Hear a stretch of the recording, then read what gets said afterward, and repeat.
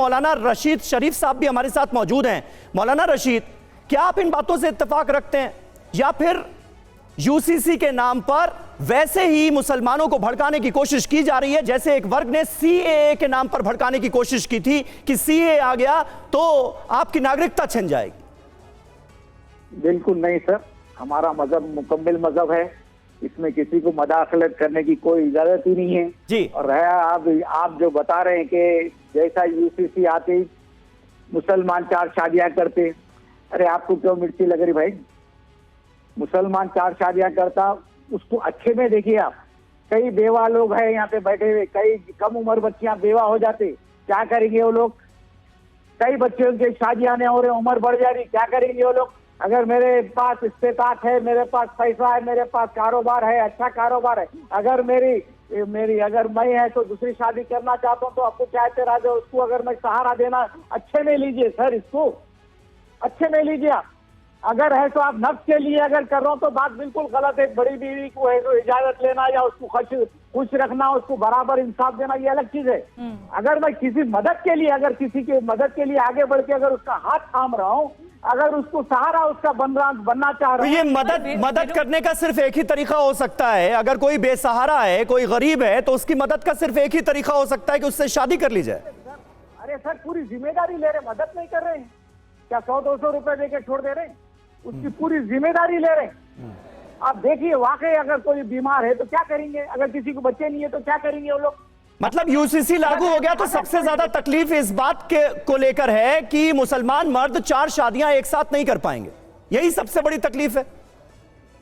बिल्कुल है तकलीफ।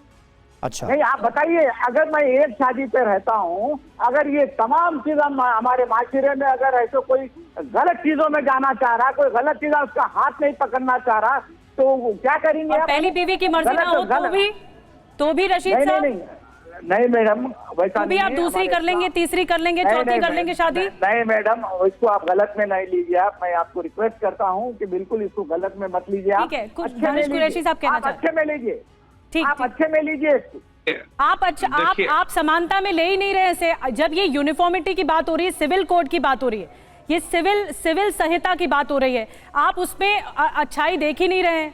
अगर आप देख रहे होते तो फिर ओवैसी साहब ये नहीं कह रहे होते कि सरकार गुमराह कर रही है, तो फिर गुमराह कौन कर रहा है? क्या आपकी ड्यूटी नहीं बनती है कि आप प्रतिनिधित्व करें, इस बात के लिए समझाने के लिए बरगलाने की कोशिश ना करें? नहीं मैडम, एक बात मैं आपको बताना चाह रहा हूँ। बताइए कितने % है, तो कौन 2 शादियां 3 शादियां कर रहे हैं? खुदा साहब बोले। ठीक है सिद्धार्थ यादव जी, मौलाना साहब ने तो खुलकर कह दिया कि अगर यूसीसी लागू होता है तो सबसे बड़ी दिक्कत यह है कि 4 शादियों वाला अधिकार जो मुस्लिम मर्दों को मिला हुआ है एक साथ, वो चला जाएगा। ये सबसे बड़ी दिक्कत है। हाँ बिल्कुल जाएगा समीर जी, बिल्कुल जाएगा। और इसलिए इनको समझ आना चाहिए कि ये जो बातें यहाँ पे बैठ के कर रहे हैं नेशनल टेलीविजन पे, हम जिम्मेदारी लेंगे, हम ये लेते हैं, कोई बीमार है, अरे वो सिर्फ मुसलमान बच्ची नहीं है, वो भारत की नागरिक भी है और भारत देश का कानून तय करेगा कि वो क्या करेगी और क्या नहीं करेगी। आप तो चाहते ही है कि वो गरीब रहे, मजबूर रहे, कि आप 4 शादियां कर लें। ये कैसी आपकी मर्दानगी है कि आप यहाँ पर बैठ के करें? कभी मुसलमान बच्ची की बात कही जाएगी या नहीं कही जाएगी? है कि मुस्लिमों को नुकसान तो होगा ही, जो मुस्लिम पक्ष की तरफ से कही जा रही है, लेकिन ट्राइबल्स को, आदिवासियों को और ज्यादा नुकसान होगा। ये कैसे? इस तर्क को कैसे आप इसका जवाब कैसे देंगे? दिव्या जी, ये बिल्कुल फॉल्स नैरेटिव है। देखिए, यूसीसी में मैंने आपको शुरुआत में बताया 3 ही चीज हैं, मैरिज, डाइवोर्स एंड इनहेरिटेंस। ये 3 ही तो कानून है। अगर ये कह दिया जाएगा कि बच्चों को और बच्चियों को, लड़कों को और लड़कियों को समान अधिकार, वो किसी भी धर्म से आते हैं उनको मिलेगा, इसमें क्या गलती है? या फिर उनको शादी का और तलाक का अधिकार एक होगा, तो उसमें क्या गलती है? अब ये जो कुछ पक्ष है, ये एक वर्ग है हमारे देश में जो चाहता है हम 4 शादियां कर लें, जो चाहता है कि हमारी ये जो एक पेट्रियार्कल सोसाइटी का वो बना जा रहा है, वो बना रहे। और ऐसा नहीं है कि ये पहली बार हो रहा है। देखिए, हिंदू पक्ष में भी ऐसी प्रथाएं थी, पर उसको हिंदुओं ने अपने समय के साथ बदलाव करते हुए समाज में उनको बदल दिया। पर ये जो एक पक्ष है हमारे देश में, कट्टरपंथी मुसलमान पक्ष जो है, छोटा सा वर्ग मुसलमान वर्ग में, वो एक तो चाहता नहीं कि ये कट्टरपंथी बदलाव। मुस्लिम वर्ग है, लेकिन दूसरा मैं जिक्र करना चाहूंगा गोवा का, जहां पर कहने को तो कॉमन सिविल कोड है, लेकिन वो पुरानी व्यवस्था पुर्तगालियों के समय की आज भी लागू है, जहां पर किसी भी धर्म का, यहां तक कि मुसलमान भी 2 शादी एक साथ नहीं कर सकते, लेकिन हिंदुओं को अधिकार है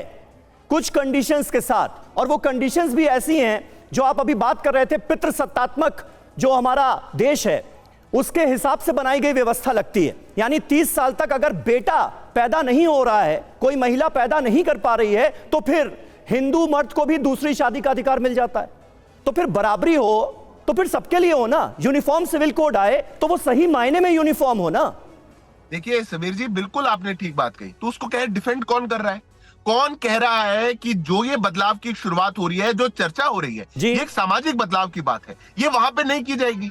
आज राज्य दर राज्य अगर इस पर चर्चा कर रहे हैं, अपनी कमिटीज बना रहे हैं, इस बदलाव को लेके आ रहे हैं, तो बदलाव हर तरफ केंद्र स्तर पर बात कीजिए ना, राज्यों के जरिए वाया क्यों हो रहा है, उसको लेकर के भी डिफेंड किया जा रहा है। फिर मूल सवाल यहाँ पर फिर केंद्र स्तर पर बात होनी चाहिए, राज्यों के तरह वाया क्यों हो रहा है यूसीसी का जो आगे कार्रवाई हो रही है?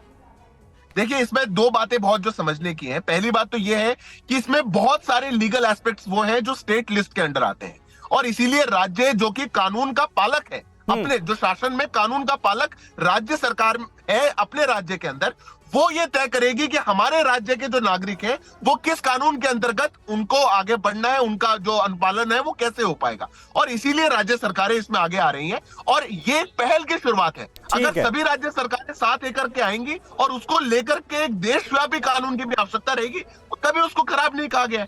पर हम समाज में ठीक है, यानी एक उत्तराखंड को एक नजीर बनाने की कोशिश की जा रही है। यहां पर ड्राफ्ट सबसे पहले लाया जाएगा, अमल में लाया जाएगा यूसीसी को, और उसके बाद फिर देश के बाकी राज्यों में से लागू किया जाएगा। ये कुल मिलाकर तैयारी नजर आ रही है।